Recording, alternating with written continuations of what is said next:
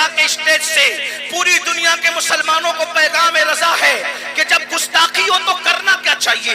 اعلیٰ حضرت نے الامن والعلا کے مقدمے میں اس کو لکھا اور کیا خوبصورت بات کی توجہ فرمائے. فرماتے ہیں جب حضور کی گستاخی ہو، نمبر ایک جب حضور کی گستاخی ہو تو پہلی بات اعلیٰ حضرت بیان کر رہے ہیں. توجہ فرماتے ہیں خوش عقیدہ مسلمان ان پر توجہ ہی کیوں دیتے ہیں. نمبر ایک الحمد والعلا کا مقدمہ پڑھ رہا ہوں، توجہ فرمائیں. جذبات کا شکار ہونے کی ضرورت نہیں ہے. لوگ یہی چاہتے ہیں کہ تم روڈوں پر آؤ اور تمہاری کلپیں بنے اور پھر دنیا کو بتایا جائے کہ تم دہشت گرد ہو. اعلیٰ حضرت فرما رہے خوش عقیدہ مسلمان گستاخوں پر توجہ ہی کیوں دیتے ہیں. آپ کو توجہ دینے کی ضرورت نہیں. مطلب کیا؟ آج کے تناظر میں کہوں، دور کے تناظر میں اگر گستاخی کی کلپ آ جائے تو تمہیں سننے کی بھی ضرورت نہیں ہے. مت سنو. جب سنو گے ہی نہیں تو دوسروں کو فارورڈ نہیں کرو گے، تو یہ کمرے کے نامرد کمرے ہی میں دفن ہو کر کے رہ جائیں گے.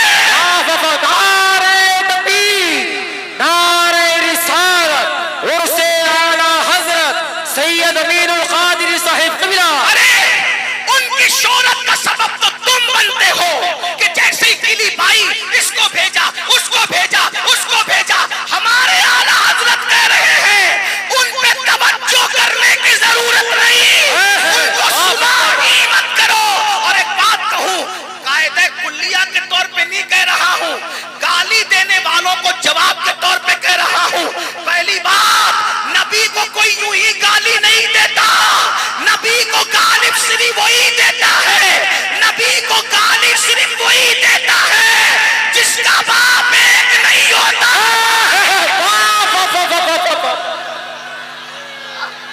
کیا بات ہے، واہ واہ واہ واہ واہ.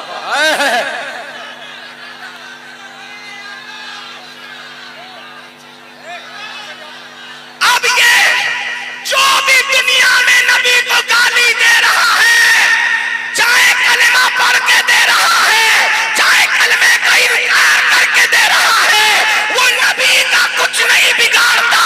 وہ تو بتاتا ہے کہ میں اپنے باپ کا نہیں بلکہ کسی اور کا.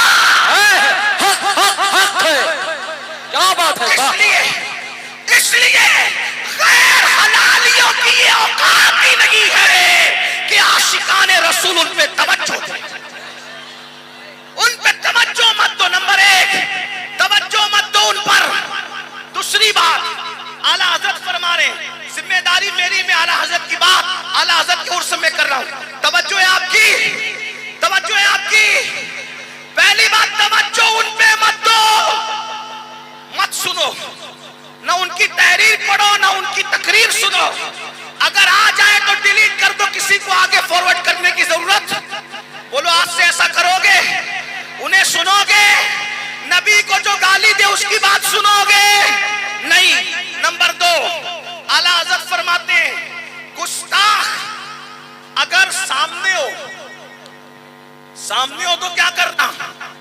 اعلیٰ حضرت فرماتے سامنے ہو تو خاموشی.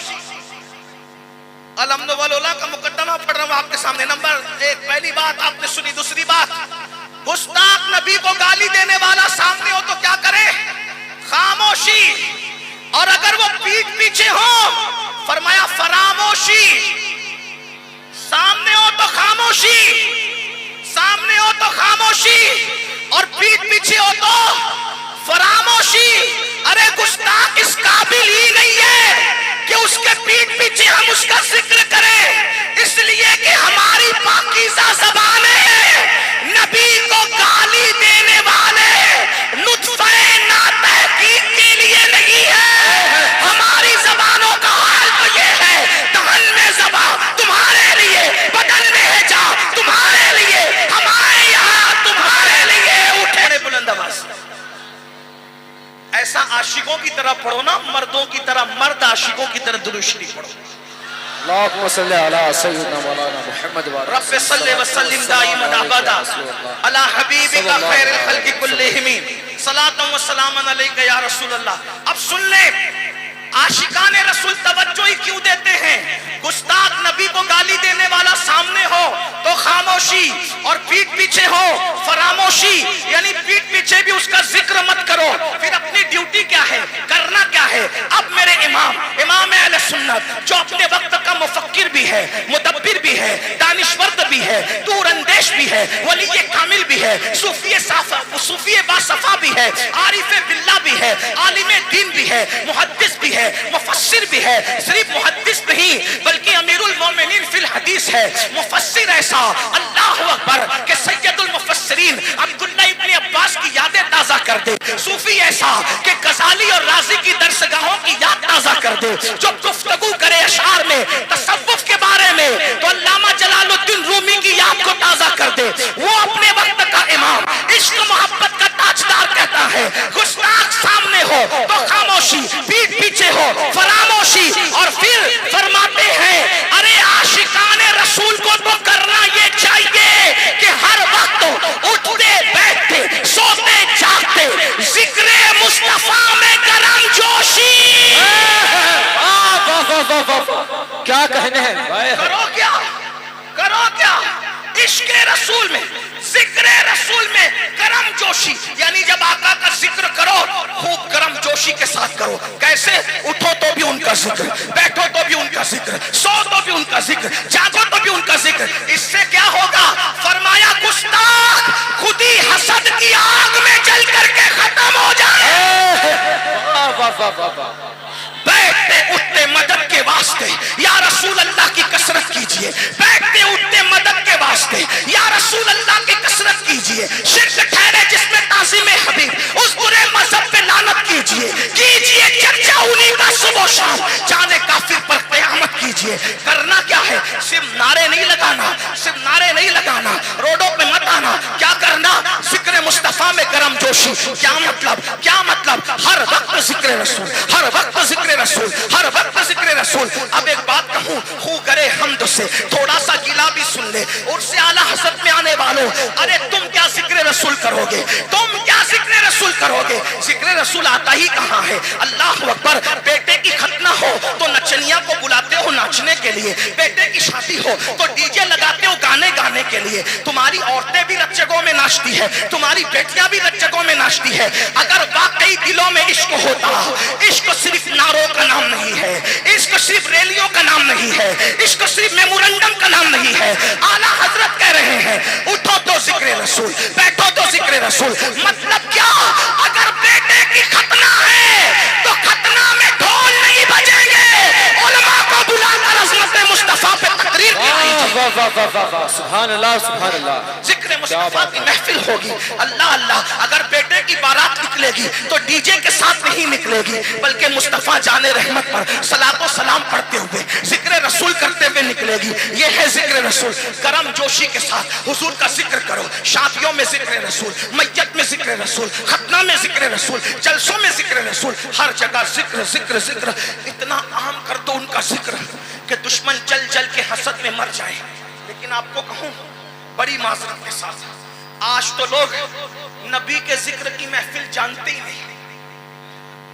अगर गलती करूं तो बड़े बड़े उलमा मेरी पुश्त पर है, इस्लाह कर देंगे। ये बरेली शरीफ का स्टेज है। आज तो तेरा बाप और मेरा बाप सब अपने अपने बाप को लेके बैठे हैं। वो उसके बाप की फजीलत बयान कर रहा है, वो उसके बाप की फजीलत बयान कर रहा है। वो तेरा पीर और मेरा पीर, वो उसके पीर की फजीलत बयान कर रहा है, वो उसके पीर की। एक बात कहूं बड़ी माजरत के साथ, आला हजरत ने पीर की तबलीग नहीं की, आला हजरत ने दीन की तबलीग की। 1200 से जायद किताब लिखने वाला मुसन्निफ एक पूरी किताब भी अपने पीर की शान में न लिखा, क्योंकि जानते थे, हालांकि उनका पीर ऐसा था, उनका पीर ऐसा था, पब्लिक नहीं, वली वहां जाकर झुकते थे। महरेरा मुताहरा वो जमीन है कि बदायूं वाले भी कादरियत की खैरात लेने के लिए महरेरा पहुंचे हैं। शेखुल मशाइख सैयदी आला हजरत अशरफी मियां रहमतुल्लाह अलैह ने भी वहां से कादरियत की निस्बत ली है। आला हजरत अलैहि रहमान ने भी वहां से लिया। महरेरा ने सबको नवाजा। पीर ऐसा था कि एक लम्हे में देख करके पहचान गया कि अहमद रजा का दिल कितना साफ है, इसीलिए मुरीद भी किया, खिलाफत भी दी। हाजिर बाश लोगों ने कहा, तवज्जो, हाजिर बाश लोगों ने कहा, हर आने वाले के तो चिल्ले करवाए जाते हैं, अहमद रजा आज के आज ही आया, सिर्फ मुरीद नहीं बल्कि खलीफा भी बन गया। तो आले रसूल महरेरवी ने कहा, लोग गंदा दिल लेकर आते हैं, पहले साफ करता हूं फिर निस्बत देता हूं। अहमद रजा तो साफ दिल लेकर के आया था। सुभान अल्लाह, सुभान अल्लाह, सुभान। मैं दोनों बात करूं क्योंकि मेरा ताल्लुक महरेरा से भी और बरेली से भी है। लोग कहते हैं आला हजरत का दिल देखो कितना साफ था। मैंने कहा बिल्कुल, ये मैं कह रहा हूं चूंकि बरेली से ताल्लुक है, लेकिन ये भी कहूंगा अगर आला हजरत का दिल देख रहे हो तो ये किसने बताया कि उनका दिल साफ था? तो कहेंगे आले रसूल की आंखों ने बताया। मैंने कहा अहमद रजा